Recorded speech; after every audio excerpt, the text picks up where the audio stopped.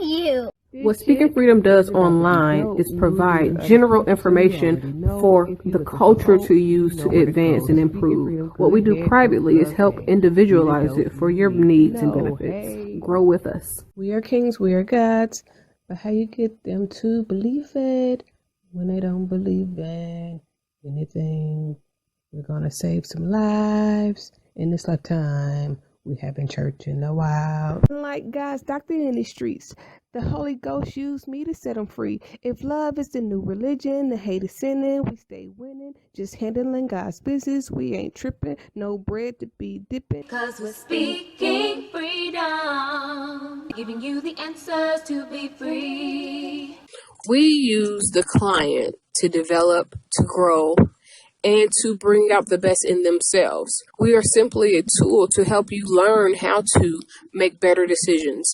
Not just one decision, not just today, but for the rest of your life. Encouraging each person through each trial and tribulation.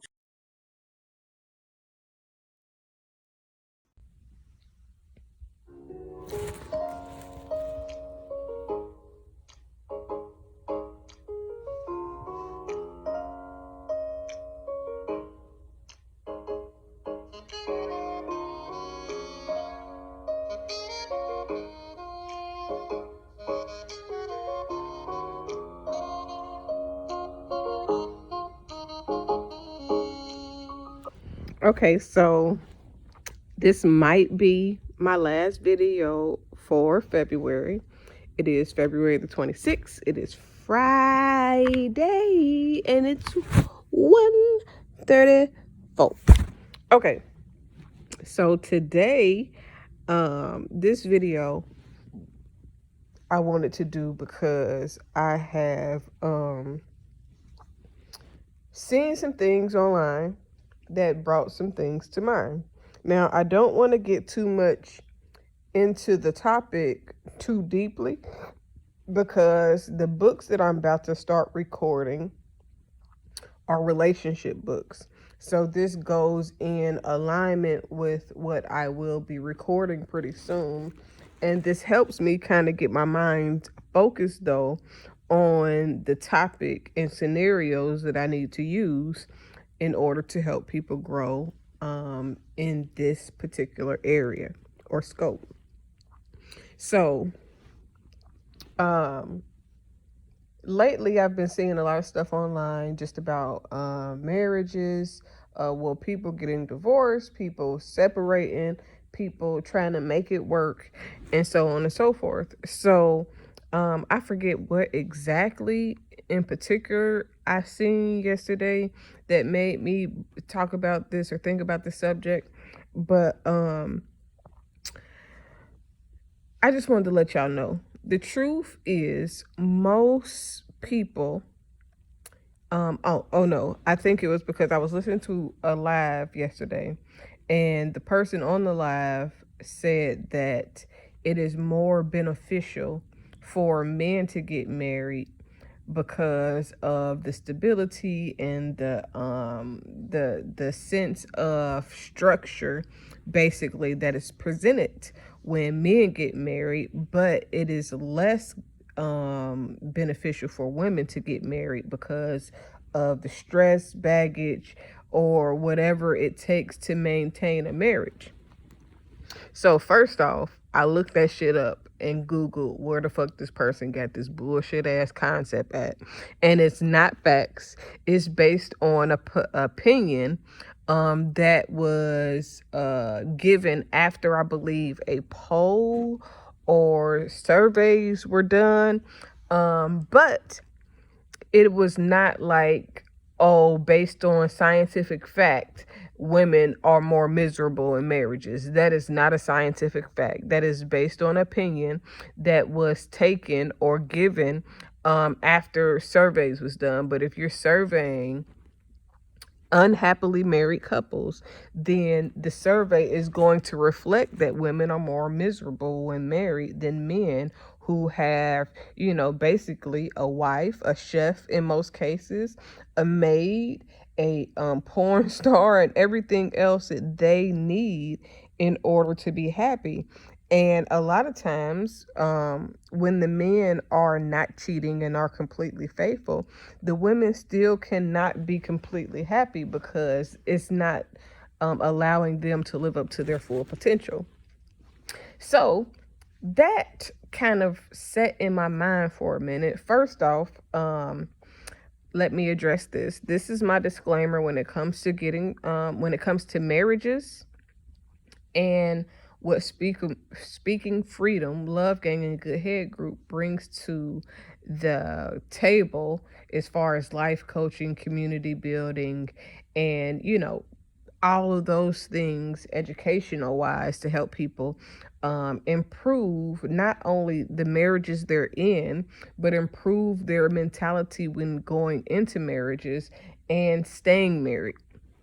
Or, even if you have to divorce, how to move forward after the divorce. So, first things first, speaking freedom will help happily married people be more happy in their marriage, work towards being more structured in their togetherness, growing their union, and all those things. However, what speaking freedom does to people who are faking happily married, it will unfortunately sometimes cause more friction and allow you guys to see that you are not really meant to be.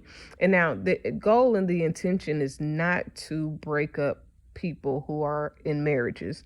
The goal and intention is to help people to be more purposeful within themselves, love themselves more, and be the best them that they can be. However, there are a lot of situations where people are not married for the right reasons. So they put on the front as though they're happy for people to see. And then at home, they're really miserable. So the miserably married people in their growth will sometimes grow apart and get divorced.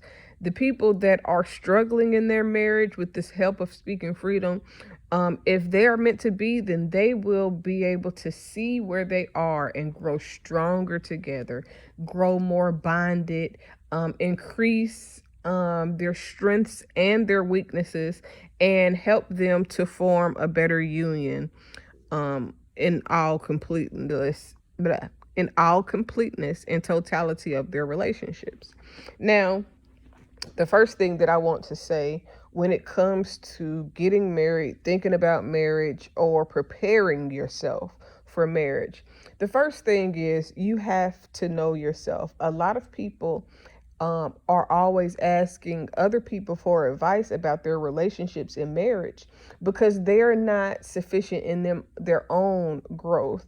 They have not come to the place within themselves that makes them feel whole and complete on their own. So a lot of people go into marriages for the wrong reasons.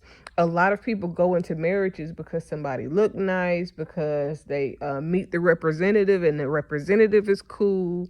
They project certain things that they want. A lot of times, okay, so I always post about different things about what I look for in a mate, a spouse, or a significant other.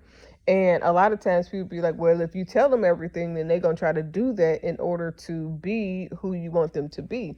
And in a lot of cases, that's what happens, which leads to people quickly getting married or getting married before they actually know who that person is that they're with. So if you tell a person everything, there's a couple of ways that you can always monitor to see if this is the person that they truly are, or if they're trying to be the person that they think that you want them to be. And one of the things that I first noticed when I have dated in the past is that if you mention something and the person immediately starts trying to talk about or become what you mentioned, even if it's not in the conversation of intentions of making that person be that, then that should be a indicator. It's not always a red flag, but an indication that, you know what, this person is going to do everything that he thinks or she thinks that I want them to do in order to be with me. So sometimes you have to kind of play the fool to catch the fool. And in this case and scenario, playing the fool to catch the fool is kind of throwing out random shit just to see if they try to fit into whatever randomness you speak of. For me, I talk a lot of stuff about a lot of different things online. But a lot of the things that I talk about online aren't always pertaining to me. It's not always about me, even though I mention it like it is. But because of the community-based building that I do, I try to put myself in other people's shoes so that it doesn't reflect who I am trying to pursue to help, or who is pursuing me for assistance, so that it is spoken in general. So, when you say random things, if a person is always trying to do or keep up with what you're talking about, especially on social media, then that would be an indication of somebody that is trying to please you versus somebody that's being who they actually are. And one of the biggest things with dating or getting into a relationship is that people go in wanting to be married, wanting to pursue a relationship that's beyond friendship, instead of going into meeting somebody saying, hey, let's be friends, let's be cool, and see what comes of it. See, what comes natural. Because a turn off to me is somebody that meets me and automatically wants to pursue a relationship. Because if you just meeting me, the only thing that you could want to pursue about me is sexually, because you don't know me enough to say you want a relationship with me, because you haven't taken the time to get to know me. And unfortunately, a lot of people don't know themselves.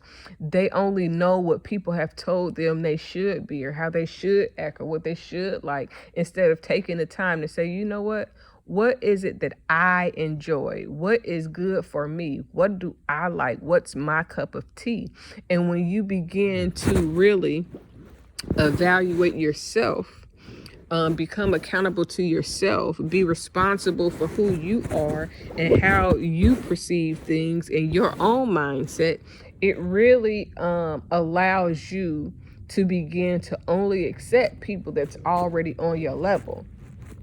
Now, there was a big debate about getting somebody that's on your level, or being the person that you desire to be with. And I am totally in agreement with that. However, if you don't know you and you're trying to project what you think you want, then you won't project the right things, because you don't know yourself first. A lot of times in high school, we start getting in girlfriend, boyfriend relationships. In our 20s and 30s, we're still in boyfriend, girlfriend relationships and trying to think about getting married. But we have not taken the initiative or the time to see, okay, this is how I was raised. This is what I've experienced. And now that I'm grown, let me get to understanding myself more. Let me get to understanding who I am, accepting the things about me, so that I can attract what I really need versus the perception of who I think that I should be. So, that leads to this. Most marriages come about from people settling. They settle because they don't know themselves. They met somebody who's tried to become who they think that they want to be with.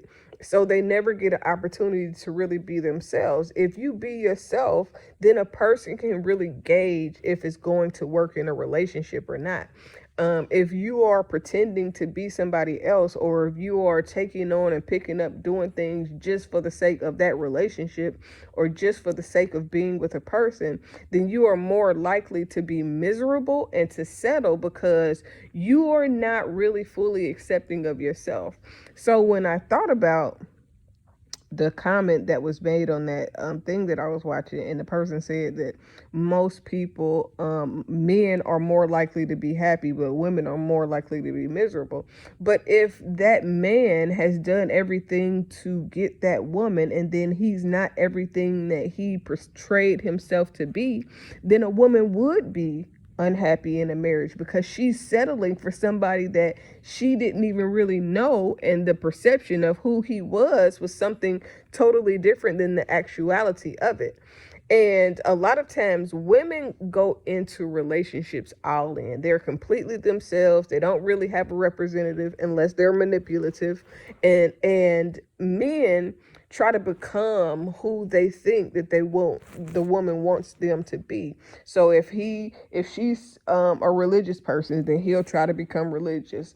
If she is into one thing, or she's like this or she's like that, then most men are likely to try to become whatever it is that they think that woman wants: to have sex, to get married, to secure the bag. Some men, like women try to trap guys for baby, there are men that try to trap women with babies and think that if they have a baby with this woman, that she'll never leave, she'll never go nowhere else.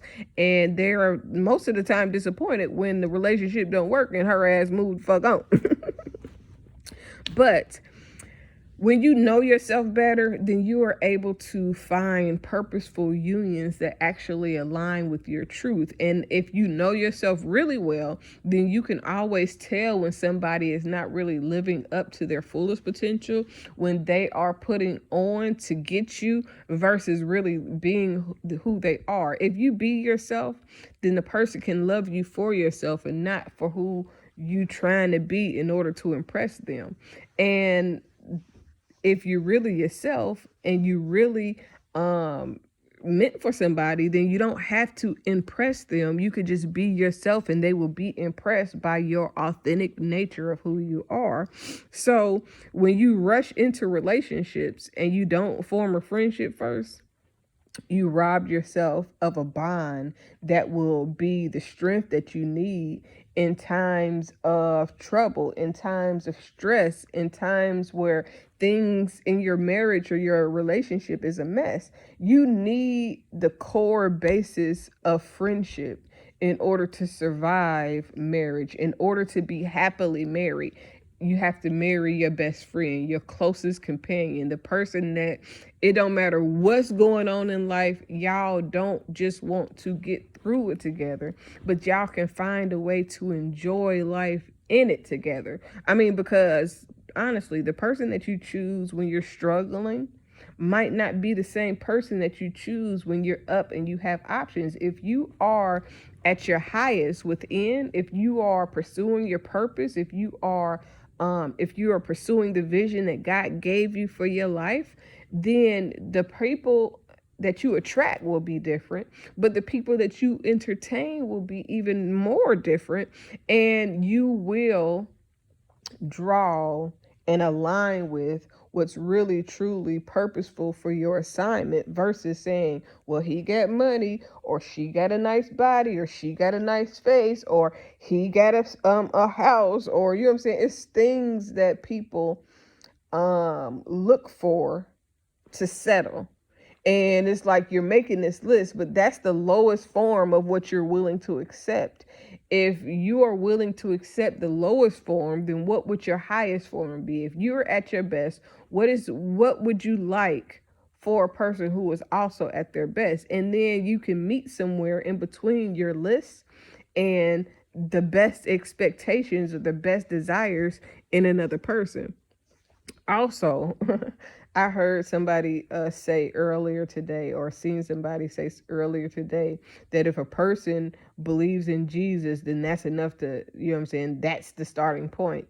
Listen, religion will never be enough to sustain a marriage unless you want to be miserably married and fake happy, because religion does not sustain the relationship. Friendship sustains the relationship. Feeling like you have a companion, feeling like you can talk to the person, confide in that person, be supported by the person that you decide to be with, feeling like you're loved. Religion is really a book of rules and things that you can and can't do, versus feeling fulfilled by the nature of who you've decided to be with.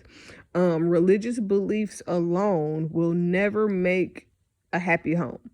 Religious beliefs alone will make you feel like you are bound, burdened, and chained to something, to where you're not even allowed to be yourself within what you're getting into. So I wanted to say that because being a believer alone does not make you compatible. You could have religious beliefs and then have two totally different ways of pursuing your purpose. You could have two totally different ways of believing in those religious beliefs or carrying them out. Everybody that believes a certain thing doesn't live up to their beliefs. Everybody, just because you believe that way, it doesn't mean that you can cook well. It doesn't mean that you manage finances well. It doesn't mean that you clean up after yourself. It doesn't mean that you have the same interests just because you have the same religious beliefs. So let's remove the narrative of being a follower of Jesus or believing in one religious preference or one religious understanding will be enough to sustain a relationship. Because at the end of the day, when times get hard, what you believe religiously will play a part, but how you act out what you believe is going to be more essential than just your beliefs alone, because your actions don't always match your beliefs, and your beliefs don't always match your actions. So it has to be based on more than just we go to church together. It has to be based on more than we just believe in Jesus or we just believe in Allah or we're both Buddhists. It has to be more than just the religious principles as the foundation of your relationship. A lot of older people stayed in abusive marriages because religion told them it's best to be married to the person that you're with than to be divorced, or they made you feel like that you would be in adultery if you remarried, or you could if you got into something that was more of an entrapment than a commitment, and now you're seeking to free yourself and move on. So don't allow religion to be the only reason that you stay in a relationship or be the only reason that you get played for like a fool, because a lot of times, people will use religion to win you.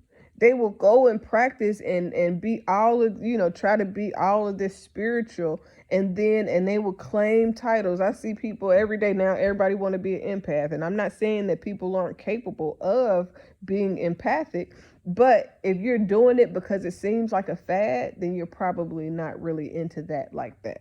You know what I'm saying? So that is something that is very, very essential, because people are drawn to people based on surface level things, and then beyond the surface level, you really get to know a person and you be like, this motherfucker ain't nothing like what they seem to be on the surface.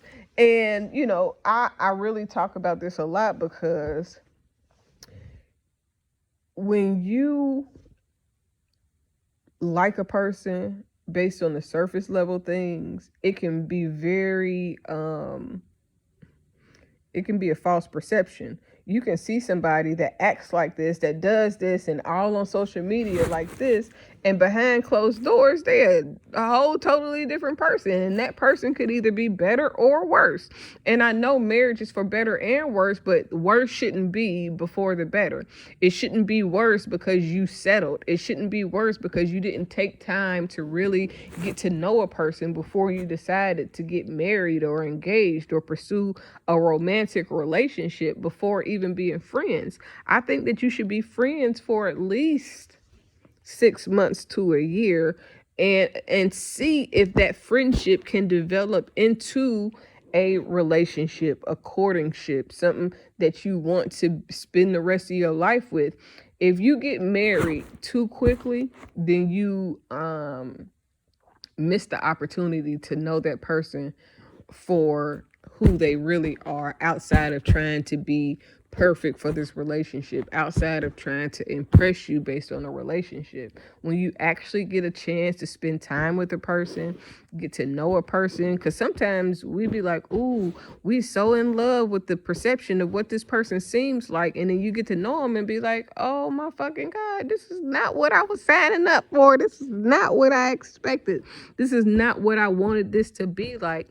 But the truth of the matter is you didn't really know the person well enough to really know if that was what you wanted in the first place.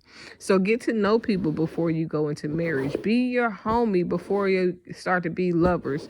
Be your friends first, so that if you get with somebody and y'all are friends and y'all just, really click, then eventually you will know whether or not you really want to be with that person. And a lot of times, the reason why the good people that's for us get friend zoned is because we're so busy entertaining people that's ready to rush into a relationship, when the relationship has to be built on friendship to really be solid. Like if you have a relationship and you're not friends with that person first, then you will experience more problems, more headbutting, more fights, more dilemmas and issues. But if you be friends first, then you already know what to expect from a person. You know how this person is. And the most thing that you could do is grow together. This is the other part. This is important, because some people, you get with somebody and you be like, oh, we're going to grow together. And then when you begin to grow, you end up growing apart because y'all really had nothing in common from the start. So when you're growing and you're growing in two separate directions, and then you feel like you're trapped by marriage because you didn't realize it when y'all grew and y'all got, start trying to be purposeful, that your purpose was going to take you one way and their purpose was going to take you another. And sometimes it's not the man that is not a good fit. Sometimes the woman is not a good fit. It could be either or, because it's two people trying to become one. But if your soul is not aligned for oneness, then you're going to always just be two people together. So then I also saw a post yesterday that said, if we can't be together in public, then we can't be together in private. And I get the concept, because people don't want to be hidden. People don't want to feel like they're a secret or in a secret relationship and they're hiding you because they're doing other shit. But I feel completely opposite of what this person said, because I feel like if we can't build a strong bond and friendship in private, then I don't want to parade you around in public. I don't want to be seen with you in public if our shit in private isn't solid. And a lot of times people be so quick to put their new relationships in public that they don't give it time to be strengthened. They don't give it time to be built up in friendship. And so when something comes at them, or if they break up, then they change in new people. And then public perception is that you're a hoe, or you easy, or you always just with somebody different, when you didn't know that person good enough, well enough to even be seen with them in public to begin with. You got to meet people in private, understand who they are behind closed doors, so that when you see them in front of everything and everybody, it's real. A lot of people be doing a lot of fake shit to be seen, to be looking happy, to, all of the appearance of what's good. But in private, it's really bad. So I believe in something totally different than what I seen. I believe that it needs to be solid in private before we take it public, because if we can't get along in private, if it ain't solid in private, then I don't want to be seen in public with you in the first place. You know what I'm saying? Like, I guess that's just me. I'm a little bit different. I operate differently. But with that being said, we are going to close this out.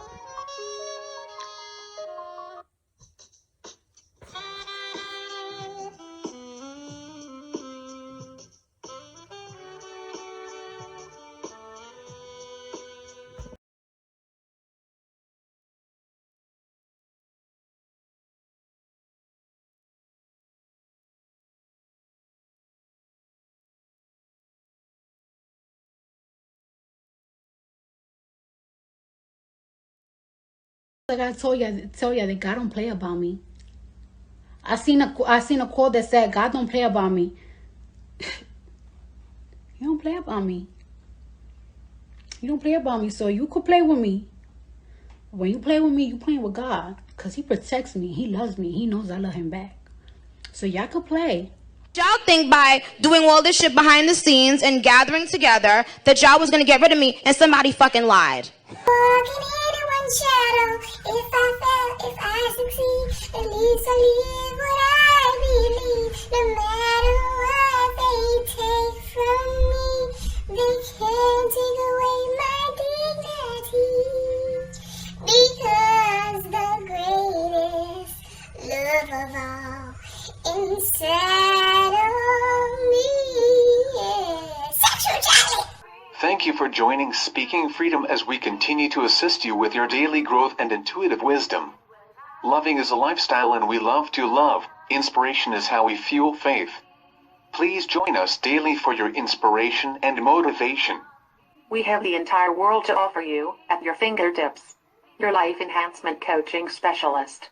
Thank you for choosing us to assist you in accomplishing your personal and professional goals. And have a beautiful day. In love, we trust. This is brought to you by Good Head Group, Love Gang, and Speaking Freedom. We thank God for you, and we love you.